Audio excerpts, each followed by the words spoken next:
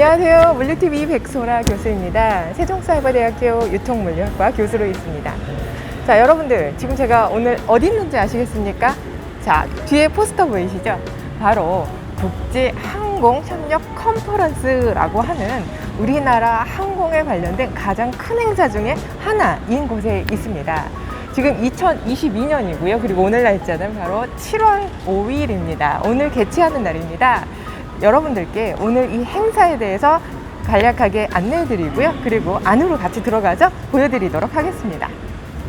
네, 안녕하세요. 저는 국토교통부 항공안전정책관실의 국제민간항공기구 전략기획팀 팀장 김수정이라고 합니다. 반갑습니다. 네.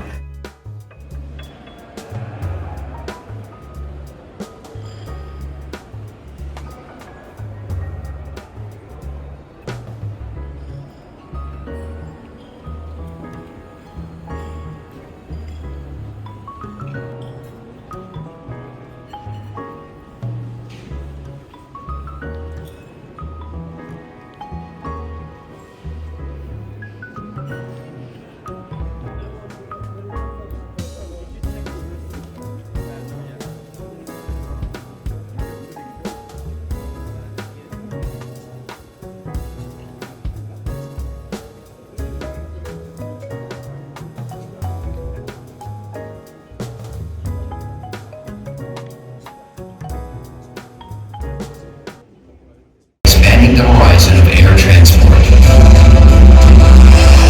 Smith & Sons Aviation Safety IT Systems allow us to implement systematic safety management anytime, anywhere. ATFM reduces delays of flights by precisely calculating and analyzing.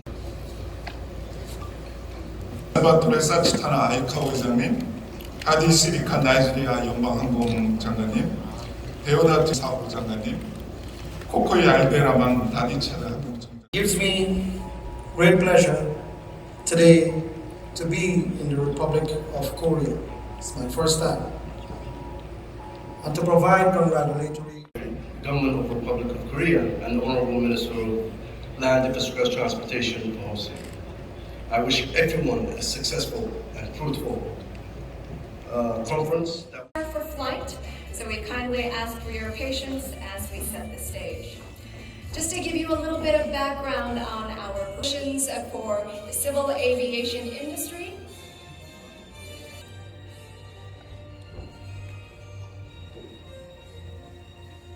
I believe we are all ready. And now with the countdown down from 3, please give them a big round of applause. 3, 2, 1, take off!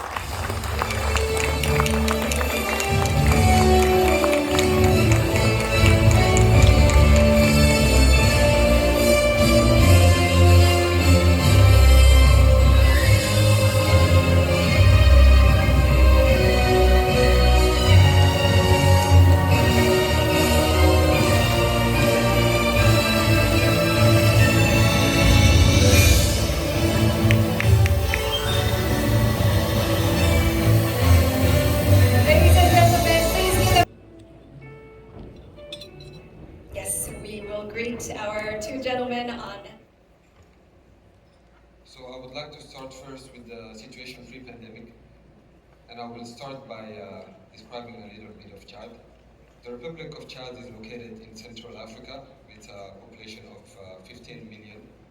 Its superficie is 1,284 square kilometers, and it is by nature a landlocked country.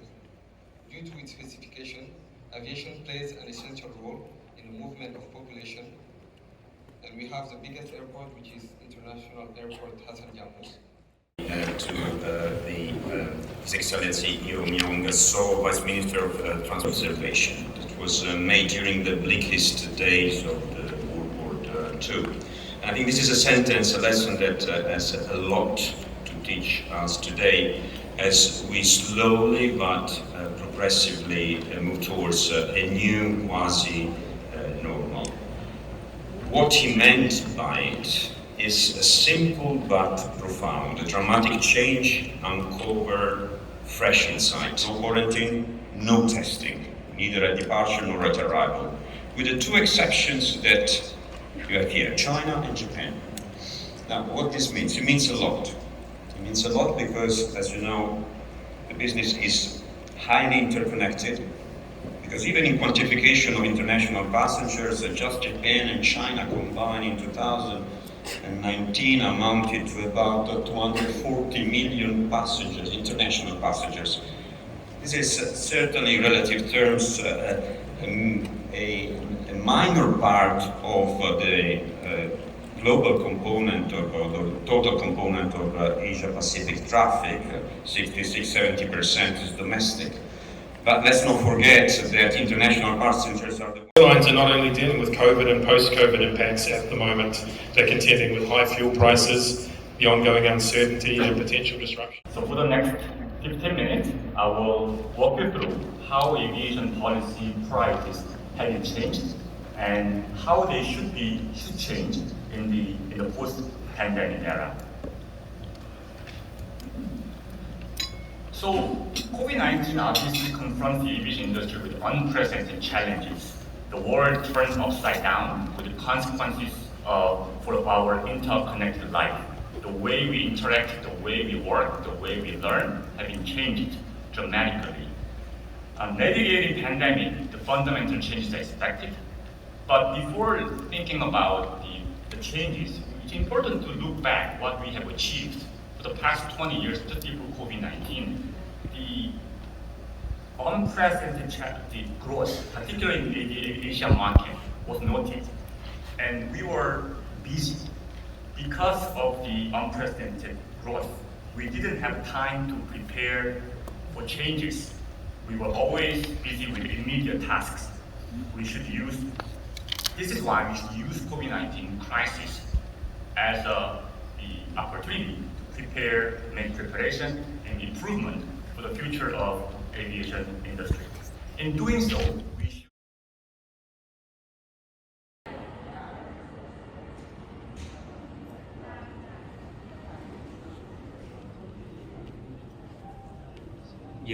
Well, ladies and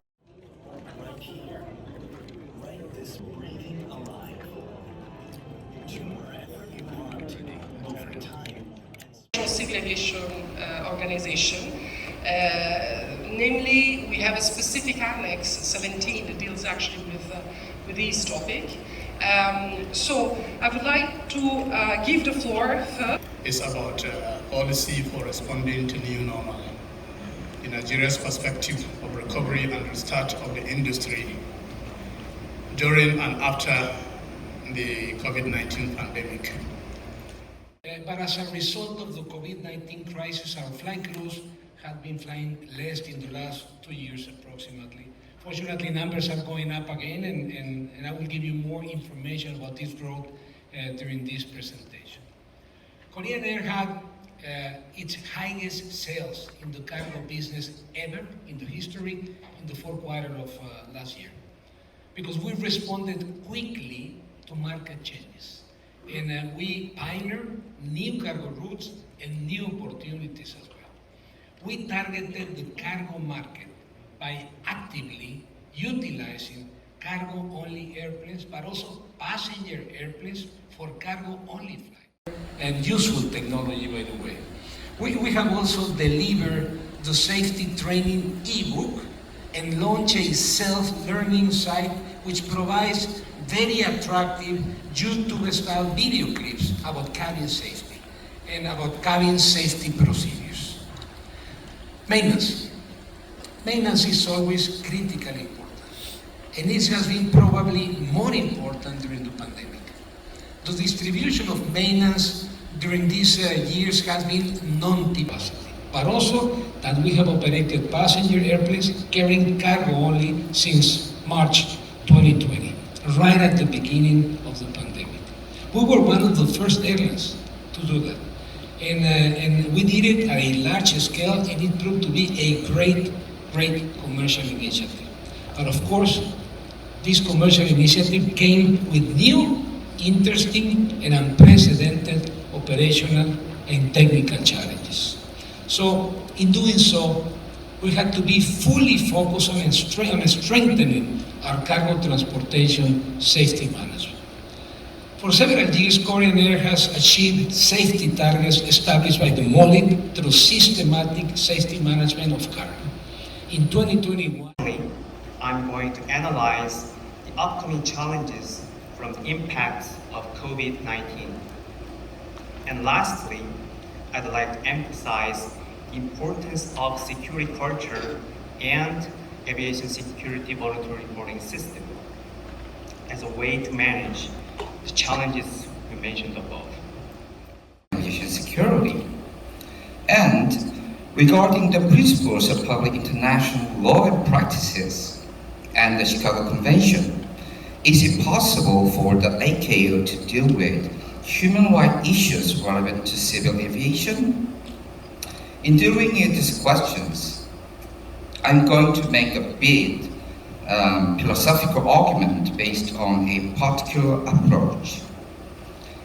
It would therefore be logical to comment briefly on such approach.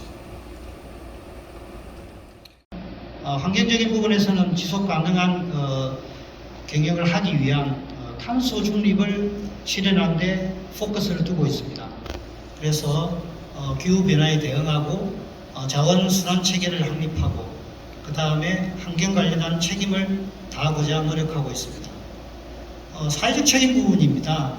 사회적 책임 부분은 대한항공은 수송을 통해서 우리 한국과 전 세계에 기여를 하겠다는 그런 창립 이념이 있습니다. 그래서 소비자 중심의 경영을 하고 인권 존중과 동반 성장을 추구하고 있습니다. 그리고 지역 사회에 기여하는 것을 목표로 하고 있습니다. 그 다음은 거버넌스 부분입니다.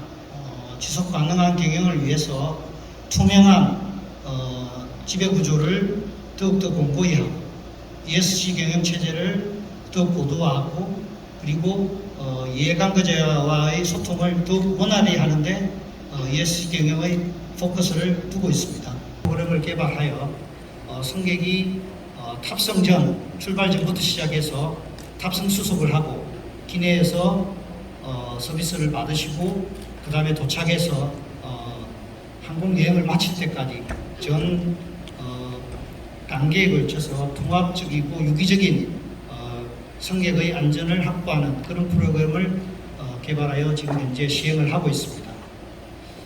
재난 우호 측면에서도 대한항공은 항공 네트워크를 이용해서 재난 지원팀을 따로 별도로 만들어서 전 세계의 재난에 대응을 하고 있습니다. 협조를 구하고 캠페인을 벌여서 그 부분에 대한 협조를 최대한 받을 수 있었습니다. 다음 기내에서 헤드레스트 부분하고 세이프티 인포메이션 카드 같은 경우에는 일회용이 아니라 여러 번 사용할 수 있는 재질로 바꿔서 사용하였으며 기내에서는 재활용품들을 다 분리수거하고 승객들에게도 협조를 구할 수 있어서 분리수거가 잘 실시될 수 있었습니다. 그리고 케이터링 부분에서는 동물 복지나 유기농 같은 기내식 자재가 포함된 기내식으로 서비스를 하였습니다.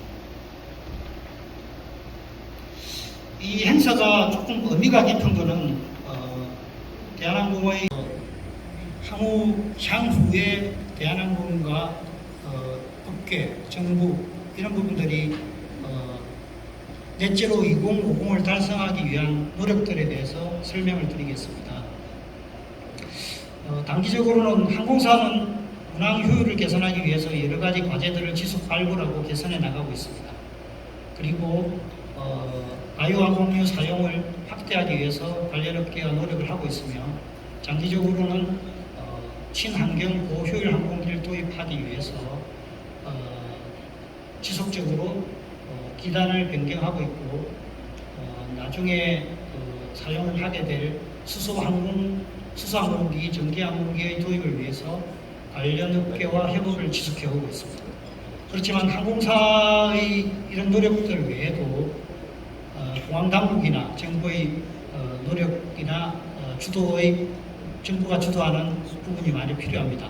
예를 들면 공항당국에서는 공항 내의 트래픽을 개선하고 운항 거리를 단축시키고 향후 수소나 전기 항공기의 급유에 대비해 가지고 인프라를 구축하는데 공항공사에서 좀 앞장서 주셨으면 하는 바람에서 그 부분을 또 말씀드릴 수 있습니다.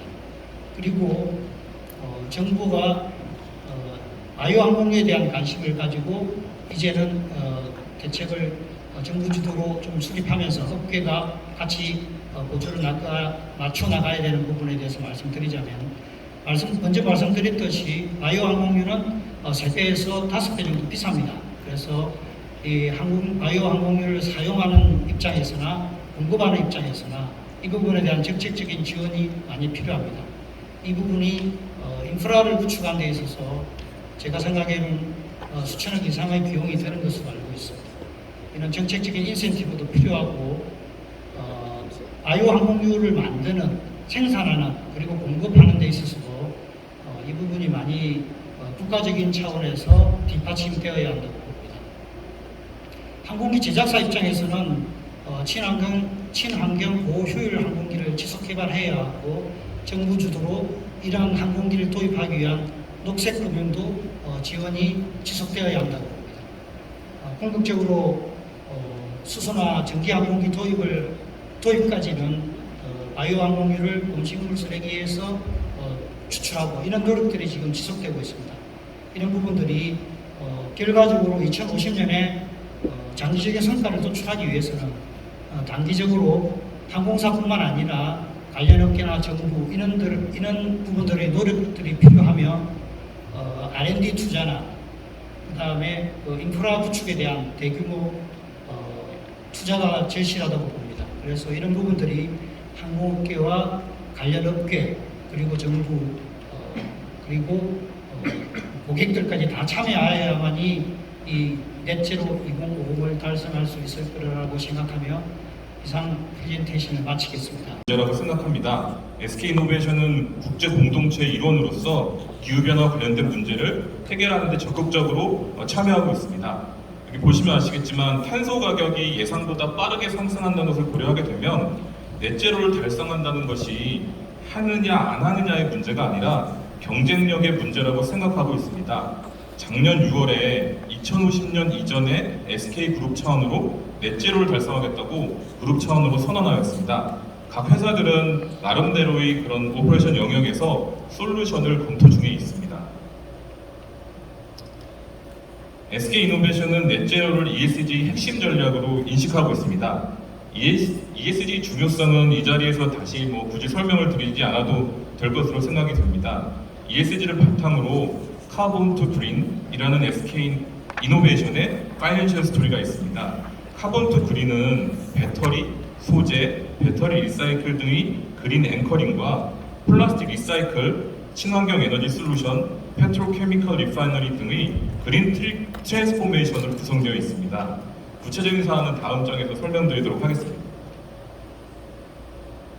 사실 여기 보시면 아까 대사님께서도 말씀하셨지만 SK이노베이션은 단순히 단어 또는 구호에 그치지 않고 실행을 해야 한다는 전환점을 직면하고 있습니다.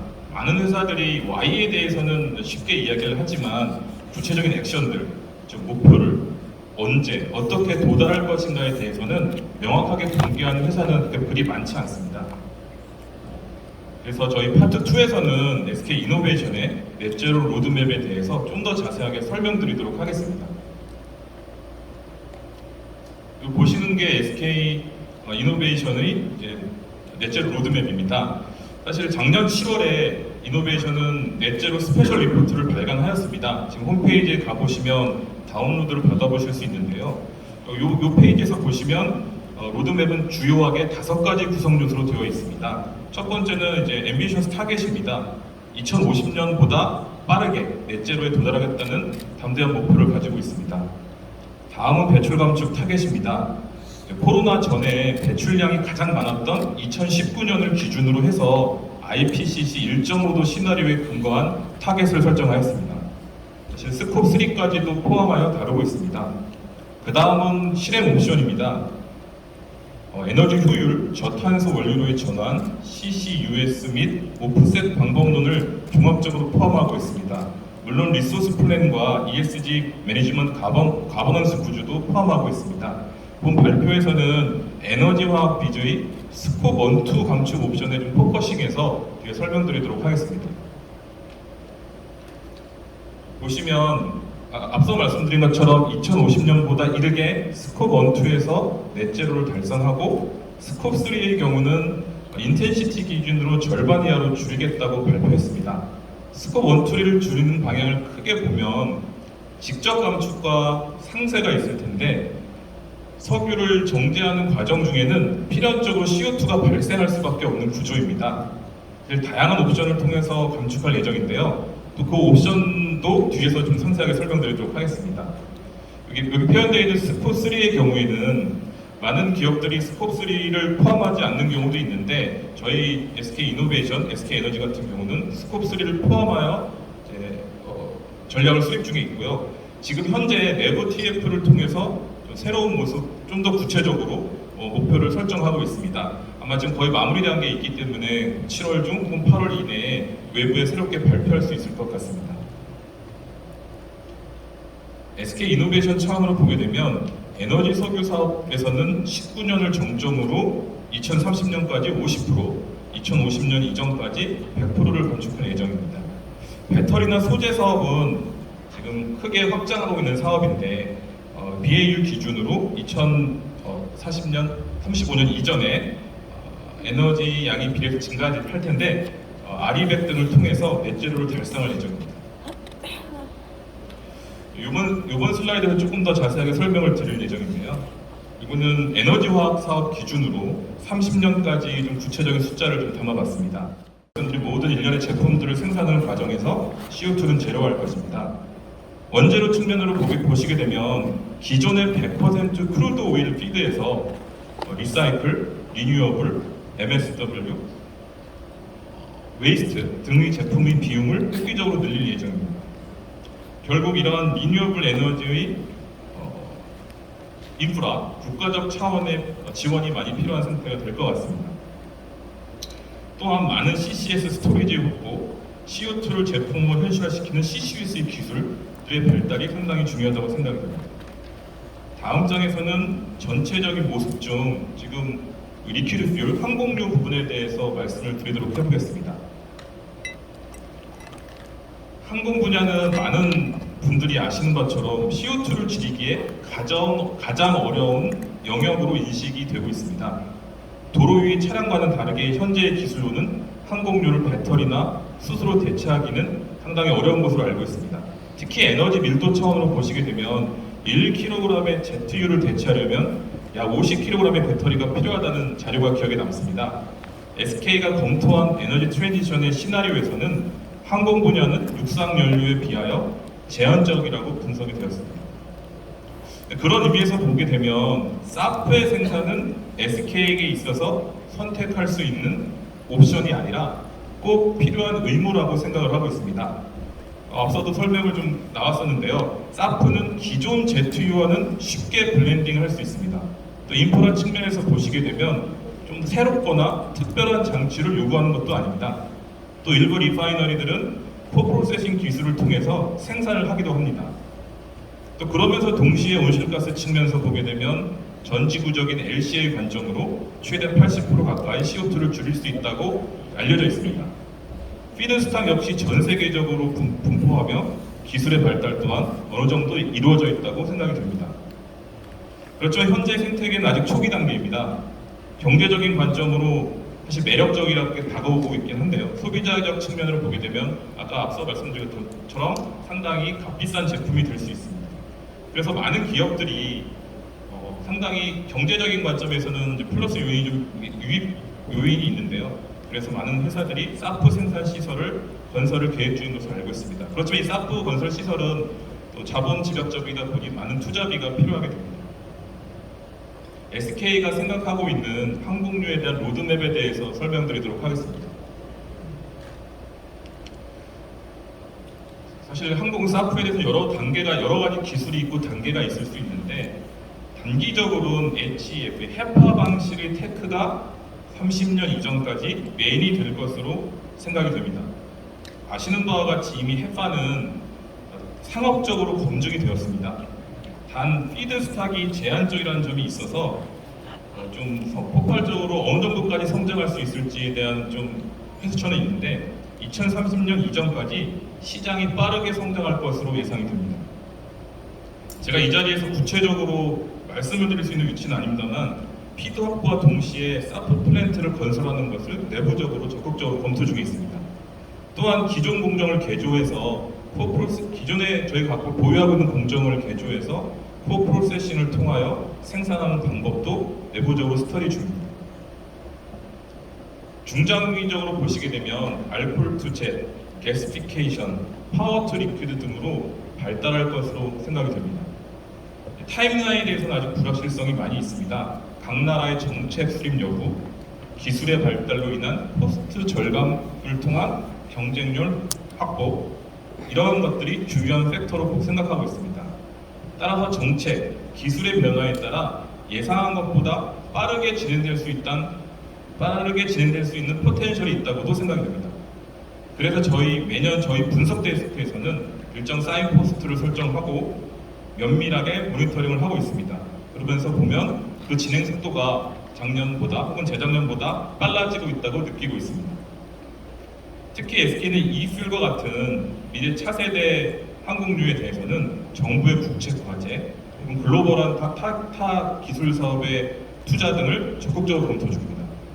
사실 이 efuel이라는 것은 CO2와 수소를 원료로 해서 생산되는 제품인데 역시 efuel 역시 인프라나 기존 개선 변경될 필요는 없습니다.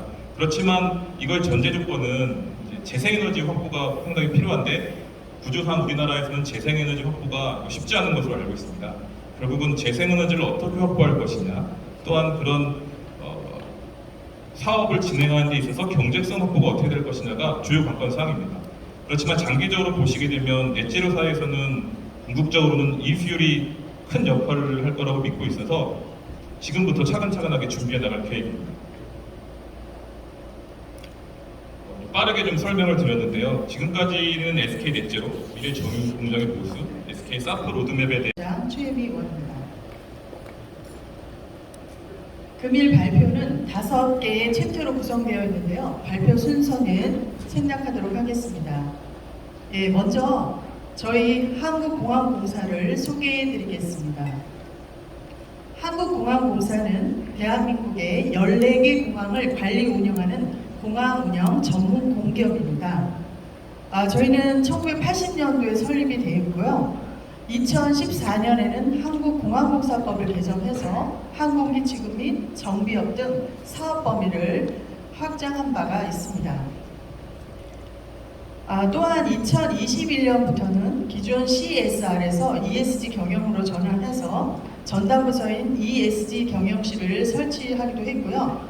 다양한 방법으로 ESG 경영 인프라 구축을 시작했습니다. 우리 공사에서 KAC에서 운영하는 김포, 김해, 제주 등 전국 14개 공항은 코로나19로 인해서 국내의 운항 노선 및 실적이 코로나19 직전인 2019년도에 비해서 대폭 감소한 바가 있습니다. 그러나 올해 6월부터 국제선 운항 재개 등이 시작되면서 항공 수요 회복에 힘쓰고 있습니다. 본격적인 KAC ESG 경영 소개에 앞서서 그간에 저희 공사에서 전국 공항 인프라를 활용해서 시행했던 CSR 사업 성과를 간단하게 살펴보도록 하겠습니다. KAC는 공공기관으로서 그간 사회적 가치를 강조한 혁신과 동반 성장을 테마로 소상공인 판로 지원 사업을 실시해 왔습니다. 특히 경쟁력이 약한 사회적 기업의 공항 진출을 돕고자 김포, 김해, 제주 거점 공항에 전용 상설 매장을 설치 운영하였고요. 공항 내 상업시설과 협약을 통해서 샵인샵 제도를 구축 운영했습니다. 또한 한 달간의 우수 제품 특별 판매전도 운영해서 소상공인의 제품 판로를 확대하는 데 기여하였습니다. 이 외에도 공항 인근 지역 농가의 예술기업 간의 아트 콜라보 사업을 추진해서 상품 기획부터 판매에 이르는 전방위적인 지원을 확대해 나갔습니다. 그 예로서는 양양공항의 해풍 찹쌀과 여수공항의 해풍 쑥을 선물 패키지로 구성하고 지역 예술가가 포장 디자인을 제작한 쑥떡 만들기 키트인 쑥떡, 공항 쑥떡이 그 예입니다. 또한 우리 공사는 민간 분야 일자리 창출, 스타트업 양성을 위해서 김포공항 내에 창업협센터를 2019년도에 직접 설치했고요. 꾸준히 운영해 오고 있습니다. 그 결과 저희는 3개사를 졸업기업으로 가지고 있고요. 현재는 사내벤처 1개사를 포함해서 총 13개사가 입주해서 육성 중에 있습니다. 이들 기업은 2021년 한 해에만 66.63억 원의 매출을 창출했습니다. 그 밖에도 저희 공사는 공항 인근 지역의 취약계층을 대상으로 다양한 공원 사업을 시행함으로써 공항 밖 사회적 가치 확산에 노력을 기울여 왔습니다. 이러한 우리 공사, 한국공항공사의 CSR 위주의 활동은 ESG 패러다임의 도입됨에 따라서 전환기를 맞이했습니다. 모든 분들이 아시다시피 ESG 경영은 기업을 평가할 때 기존의 재무적 가치에 국한하지 않고 환경, 사회, 지배구조 등 비재무적 요소를 고려해서 지속 가능성을 중심으로 평가하는 경영 기법입니다. ESG 경영에 따라 우리 항공산업에도 다음과 같은 조정과 변화의 움직임이 대두되고 있습니다. 첫째, 지속가능한 항공산업을 위해 항공 분야 탐소 감축, 신재생에너지 사용 등 친환경 공항 경영이 필요합니다. 둘째, 울릉도 등 신공항 건설 및 인프라 연계 교통을 구축할 때 ESG 경영을 고려해야 합니다. 셋째, 다수의 지방공항을 활성화하여 지역경제에 이바지함으로써 사회적 가치를 지속적으로 실현해야 합니다. 네 번째로는 공항 인근 소음피해 지역 등 지역사회와 연계한 상생 방안을 지속적으로 확대 개선할 것이 필요합니다. 다음은 저희 공사의 전략 방향을 담은 비전 2030과 ESG 경영에 대해서 말씀드리고자 합니다. 저희 공사는 올해 3월 신임 윤형중 사장님이 취임한 직후에 ESG 경영을 선포한 바 있습니다. ESG 경영이란 ESG 경영에 세이프티를 특화해서 추가한 KAC 신경영 전략이라 할 수 있겠습니다. 우리 공사는 초융합 글로컬 공항 그룹이라는 비전 2030의 슬로건이 있고요. 이 비전을 달성하기 위해서 5대 목표를 갖고 있습니다. 올해에는 ESG 경영 실행력을 제고하기 위해서 5대 목표 중에 하나인 사회가치 지수를 ESG 경영 지수로 전환하려는 계획을 갖고 지금 현재 추진 중에 있습니다. 우리 공사는 공사의 비전 2030 달성을 위해서 KAC ESG 경영 체계를 구성하였습니다. 우리 공항 ESG 경영 슬로건은 지속 가능한 미래를 여는 함께 그린 안전한 하늘길입니다. 공사 대내외 여건 및 이해관계자별 이슈를 반영해서 저탄소 공항 운영, 안전사고 제로, 지속가능한 사회적 가치, 공정하고 투명한 지배구조 확립 등 4가지 목표를 설정했고요. 12대 세부 과제를 도출하였습니다. 다음은 ESG 추진 계획에 따른 분야별 세부 추진 계획에 대해 말씀드리겠습니다. 먼저 환경 분야입니다. 환경 분야 계획을 발표하기 앞서서 그간 우리 공사의 주요 성과를 정리해 보고 향후 계획을 말씀드리겠습니다. 먼저 친환경 공항 조성입니다. 한국공항공사는 지난 2018년에 김포공항 국내선 터미널 리모델링을 통해서 서비스 개선뿐만 아니라 친환경 공항으로의 전환을 모색했습니다. 주요 내용으로는 고기능성 유리 커튼 월 설치, 고효율 LED 활용, 자연광 활용 등으로 열 효율성을 향상시켜 에너지 효율 1등급, 녹색 건축물 우수 등급을 달성했습니다. 또한 신재생에너지 도입을 통해서 온실가스 감축에도 기여했습니다. 김포공항을 중심으로 태양광 설치 확대, 지열 에너지를 활용한 냉난방 시스템 도입 등 에너지 관리 시스템을 고도화해 왔습니다. 이러한 실적을 바탕으로 공공부문 온실가스 감축 목표를 10년 연속 초과 달성했고요. 지난 2020년에는 온실가스 감축 우수 기관으로 선정되었습니다. 국제적으로도 영국 환경청이 주관하는 그린 애플 어워즈 탄소 감축 부문 대상을 수상하기도 했습니다.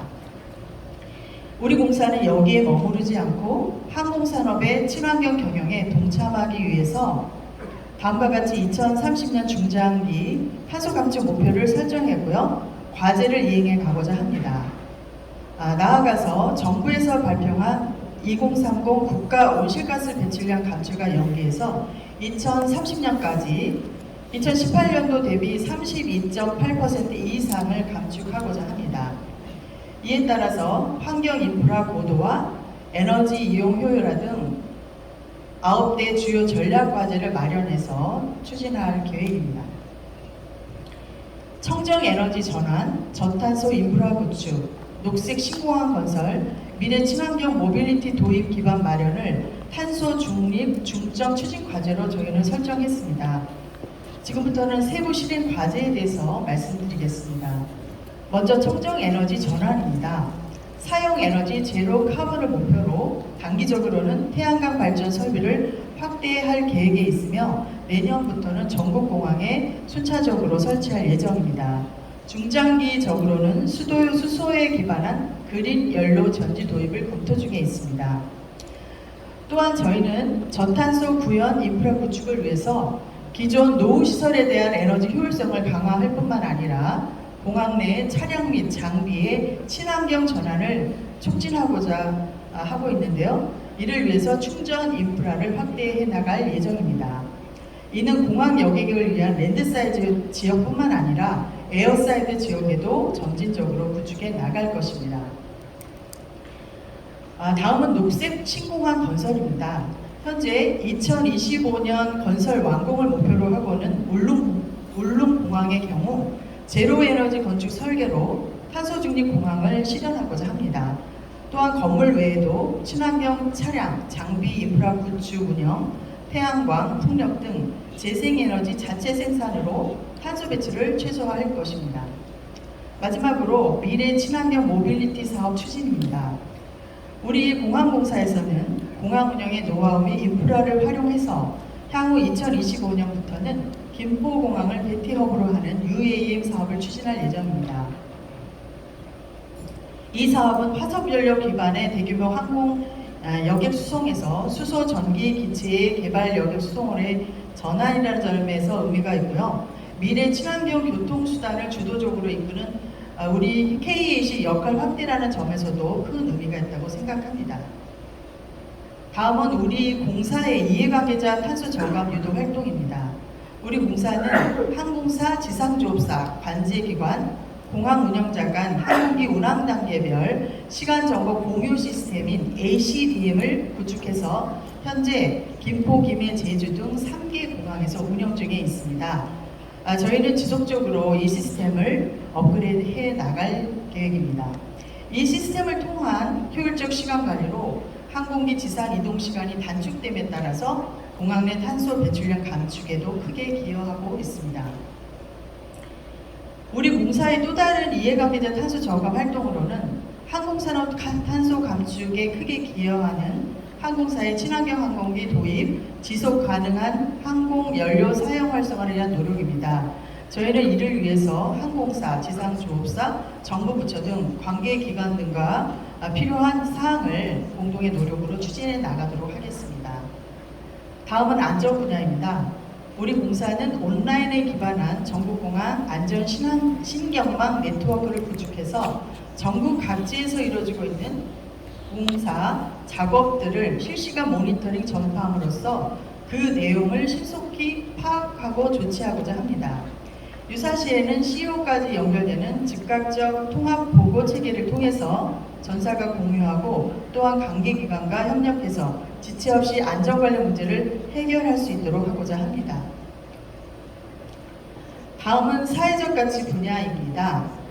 소셜 부분은 저희 공사에서 지속적으로 성과를 보여왔던 분야인데요. 이제 이 분야는 환경 문제와 연계성을 고려해서 각 공항별 소음피해 지역 등 그 지역사회와 같이 지역의 문제를 해결하는 사회가치 활동 중심으로 개편할 예정입니다. 다음은 지역사회 문제 해결에 그치지 않고 지역의 경제 회복과 동반 성장에 초점을 두어서 국민들이 함께 프로그램에 참여하고 회원하는 사업 또한 확대할 예정입니다.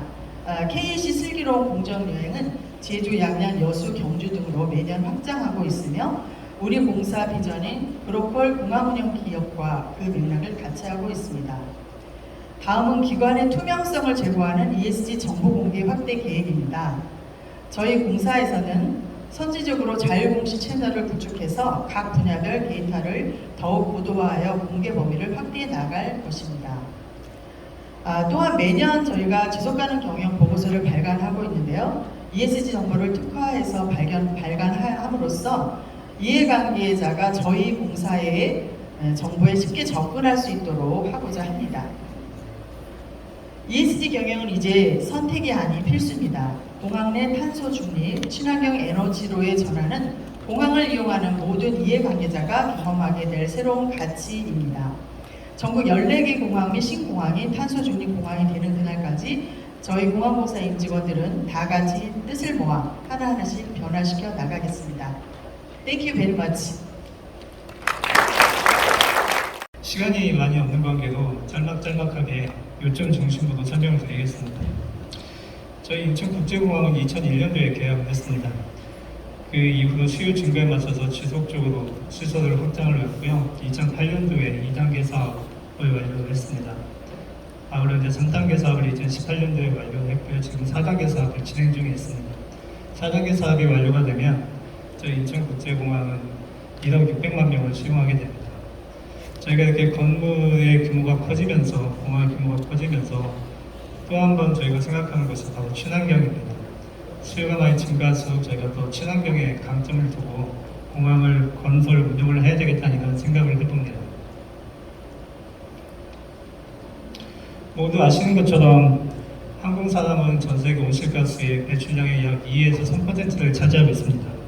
특히 여객이 증가하면 항공가스도 온실가스도 같이 증가하게 되는데요. 지금 보시는 표에서처럼 2003년부터 2019년까지 약 5% 정도의 여객이 증가를 했습니다. 그에 비례해서 같은 기간 동안에 항공산업 온실가스 역시 계속 증가하고 있습니다. 앞으로도 계속적으로 이제 온실가스 수요가 더 증가할 것으로 보이는데요. 그러면 더 이상 계속적으로 온실가스 역시 증가할 것으로 보입니다. 이렇게 온실가스가 증가를 하게 되면 그린피스의 예측에 의하면 2030년경에 한반도의 5.9% 정도가 물에 잠길 거라고 예측을 하고 있고요. 약 300만 명의 여객이, 300만 명의 사람들이 홍수 피해를 입을 거라고 생각을 하고 있습니다. 이미 이런 환경 문제는 이제 항공산업을 넘어서 우리 모두의 생존하고 관련된 문제로 좀 다가오고 있는 중입니다. 항공산업 역시 지속가능한 생존을 위해서 친환경의 전환이 지금 요구되고 있는 그런 시점입니다. 이제 친환경의 전환이 없으면 앞으로 항공산업의 미래도 불투명하다는 이런 생각을 해봅니다.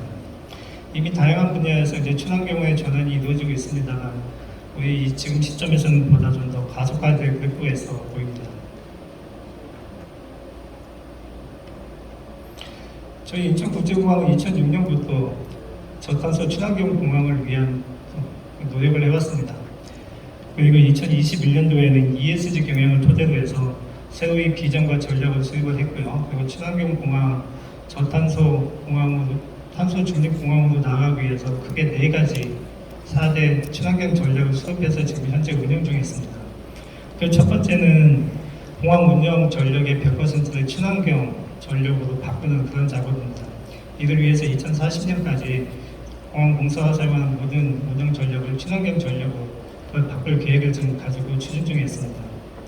두 번째는 그린 모빌리티 확산을 통해서 지상 교통 수단에서 발생하는 탄소 감축을 시행할 계획으로 현재 진행 중에 있습니다. 세 번째는 항공기 연료 효율 향상과 친환경 항공기 도입을 통해서 항공기에 대한 배출가스를 지금 감축하는 그런 노력을 지금 병행하고 있습니다. 마지막으로는 녹지를 확대하고 폐기물에 대한 재활용률을 높여서 그린 공항으로 나아가려는 그런 노력을 지금 경제하고 있습니다. 지금 첫 번째 저희가 추진하고 있는 전략부터 말씀을 드리겠습니다. 첫 번째 전략은 공항 운영 에너지를 100% 친환경 에너지로 전환한다는 그런 계획을 가지고 추진하고 있는 내용입니다. 올 초에 인천공항은 R200에 가입을 했습니다. 아시아 공항으로서는 처음이고요. 세계 공항으로서는 세 번째 가입한 결과입니다. R200은 다 아시는 것처럼 기업에서 사용하는 에너지를, 특히 기업에서 사용하는 운영 에너지를 100% 친환경 에너지로 바꾸는 그런 글로벌 캠페인입니다. 2050년까지 바꿔야 되는 것으로 지금 R200을 가입하는 되어 있고요. 저희 인천공항은 2040년까지 친환경 에너지로 바꿀 그런 계획을 추진하고 있습니다. 그러기 위해서 지금 저희가 생각하는 건 2040년에 예상되는 전력의 50%까지는 인천국제공항 지역 내에서 자체 발전이나 외부 사업자 유치를 통해서 발전을 하겠다는 그런 생각을 가지고 있습니다. 그리고 나머지 50%는 외부 사업자 유치를 통해, 나머지 50%는 공항 밖에서 그린 프리미엄이나 이런 REC 구매를 통해서 조달할 그런 계획을 가지고 있습니다. 공항은 좀 특수성이 있습니다. 365일 운영이 되고요.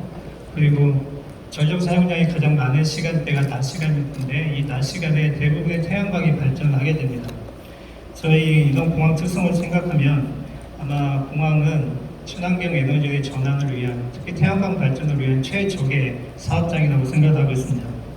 그리고 앞으로 저희들 화석 연료를 이용하는 전력 요금이 지속적으로 상승될 것으로 예상하고 있는데요. 이렇게 태양광 발전을 통해서 저희는 에너지 요금을 절감할 수 있을 것으로 보고 또 에너지 믹스를 다운할 수 있을 것으로 보고 있습니다. 또한 장기적으로는 에너지 저장 장치 ESS 등과 병행을 해서 태양광 에너지의 사용을 보다 효율적으로 할 수 있을 것으로 생각하고 있습니다. 그래서 지금 저희가 추진하고 있는 재생 에너지의 단계적 100% 전환은 우리 공항공사의 향후 경제적 비용 또는 에너지 비용을 절감할 수 있어서 저희 경쟁력을 오히려 더 활성화할 수 있는 이런 계기가 될 거라고 생각하고 있습니다. 두 번째 저희가 추진하고 있는 과제는 그린 모빌리티 확산입니다. 저희 연구 결과에 의하면 공항에서 발생하는 탄소 배출량의 28%가 지상교통 수단에서 나오는 것으로 지금 보고 있습니다. 그만큼 지상교통 수단에서 나오는 탄소 감축량을 배출하는 것이 공항의 탄소 중립을 해결하는 데 중요한 과정이 될 것입니다. 저희는 일단 이를 위해서 충전 인프라를 지금 굉장히 많이 확충할 그런 계획을 가지고 있습니다. 2025년까지 900대 충전 인프라를 확대할 계획이고요. 이를 통해서 물론 지금 현재 운영 중인 친환경 차량에 대한 원활한 충전 서비스도 제공할 계획이지만 특히 지금 화석 연료를 이용하고 있는 교통 차량에 대해서 친환경 차량의 전환을 적극적으로 유도하는 이런 방향으로 사업을 진행 중에 있습니다. 전기 충전 서비스 이외에도 저희 공항 내에는 수소 충전소가 2개소가 마련되어 있습니다. 각 여객터미널에 1개소씩 마련되어 있고요. 이를 통해서 총 180대의 수소 차량을 하루에 충전할 수 있는 규모입니다. 이 규모가 아마 공항 입장에서 보면 전 세계 공항 중에서 가장 큰 규모로 지금 알려져 있고요. 앞으로 수소에 대한 이런 활용성이 더욱더 증가될 것으로 보이는데 수요에 맞게 계속적으로 수소 충전소를 그렇게 확대할 그걸 계획을 가지고 있습니다. 전기차 외에도 저희는 그 외에도 이제 지상조업 차량에 대해서도 관심을 가지고 친환경 차량의 전환을 지금 추진 중에 있습니다. 2030년까지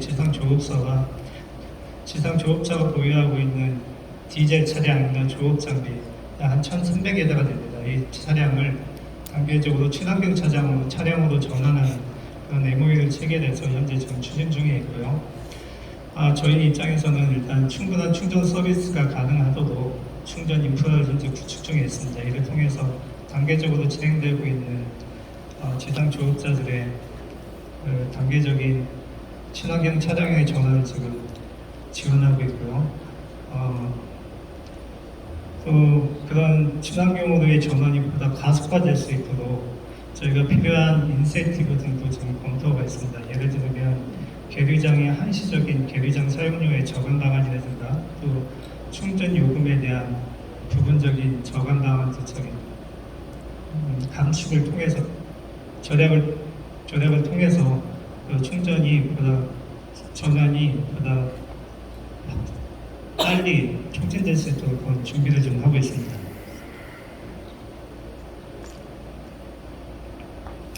세 번째 저희가 추진하고 있는 방향은 항공기에 대한 탄소 저감을 추진하고 있습니다. 항공기에 대한 탄소 저감 크게 세 가지로 지금 진행 중에 있는데요. 첫 번째는 항공기의 연료 효율을 증가시키는 이런 방향을 추진하고 있고, 두 번째는 새로운 친환경 항공기의 도입을 위해서 우리가 필요한 부분을 지원하는 방향으로 진행하고 있습니다. 세 번째는 지속 가능한 연료인 사프를 도입을 통해서 항공기의 탄소 저감을 지금 지원하고 있습니다. 가장 먼저 저희가 항공기 연료 효율화를 지금 진행 중에 있는데요. 그 중에 하나가 이제 Follow the Greens 운영입니다. Follow the Greens는 그런 것은 최첨단 시스템입니다. 최첨단 시스템을 통해서 항공기의 지상 이동을 자동적으로 최적의 노선으로 계산을 해줍니다. 이 계산된 노선을 항공등화를 통해서 항공기에 안내를 하게 됩니다. 이렇게 최적의 동선으로 이동을 하게 되면 그만큼 연료 효율이 줄어들 것으로 판단이 되고요. 그로 인해서 탄소가 더 저감될 것으로 판단하고 있습니다. 저희 연구에 의하면 약 38%의 지상 이동 시간이 줄어들 것으로 보이고 41%의 탄소 배출이 줄어들 것으로 보입니다. 두 번째는 앞에서도 말씀드렸던 ACGPS 장비의 이용입니다. ACGP 장비는 앞에서 설명을 드려서 더 설명은 안 드릴 건데요. 저희들 연구에 의하면 ACGPS 장비를 통해서 최대 98%의 탄소 배출 저감이 가능하다는 연구 결과가 나왔습니다. 지금 현재 인천공항에는 약 208대의 ACGPS를 운영을 하고 있고요. 이 ACGPS를 2030년까지 최대 64개 더 확대해서 항공사들이 ACGPS를 이용해서 탄소 배출 저감이 좀 더 원활히 이루어질 수 있도록 현재 지원 중에 있습니다.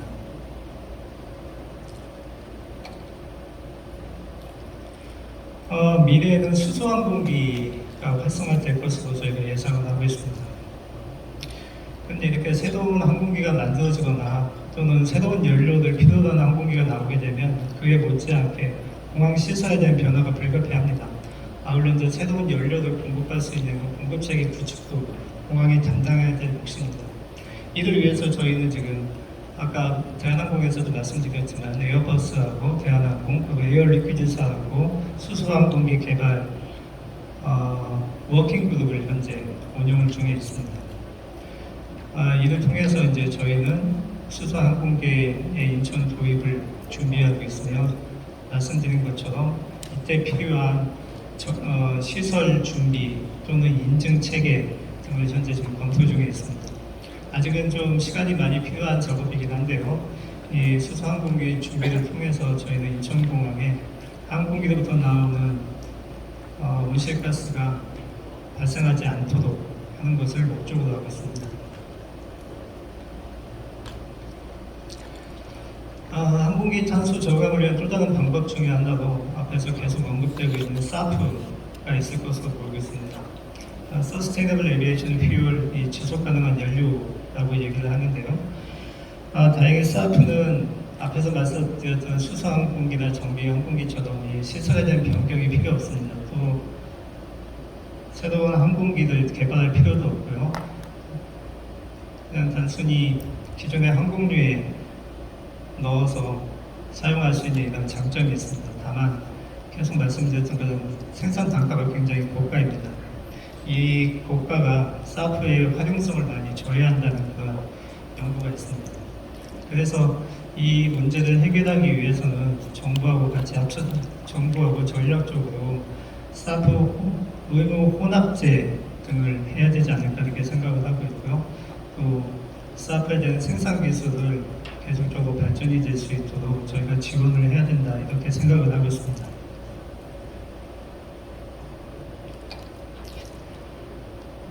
지금 저희 인천공항은 아이카오 코르시아 제도에 준비하기 위해서 항공사의 사프 요구가 있을 거라고 판단하고 있습니다. 사실 그런 요구가 지금 계속 들어오고 있고요. 그래서 이 항공사의 사프 요구에 대비해서 현재 지금 국내 연구원하고 사프 활성화 또는 사프 공급체계 구축을 위한 용역을 진행 중에 있습니다. 아직은 특별한 용역 결과가 도출되지 않았습니다만 저희가 이 용역을 통해서 앞으로 국내 사프 도입이 원활히 이루어지고 그리고 그때 필요한 우리들의 역할이 무엇인지 이걸 점검해 나가도록 하겠습니다. 마지막 슬라이드입니다. 마지막으로 인천공항은 이제 친환경 녹색공항의 전환을 지금 현재 추진하고 있는데요. 그 중에 하나도 일단은 녹지를 확대하는 그런 계획을 가지고 있습니다. 녹지를 확대함으로써 온실가스를 흡수하는 이런 기능을 강화할 예정이고요. 그리고 현재 공항에서 발생하는 이런 자원을 계속적으로 순환하는 이런 노력을 기울이고 있습니다. 2030년까지 약 70%의 자원 재활용을 지금 목표로 추진 중에 있고요. 이런 자활용을 통해서 탄소 감축이 보다 원활히 공항에서 이루어지도록 그렇게 노력하겠습니다. 감사합니다.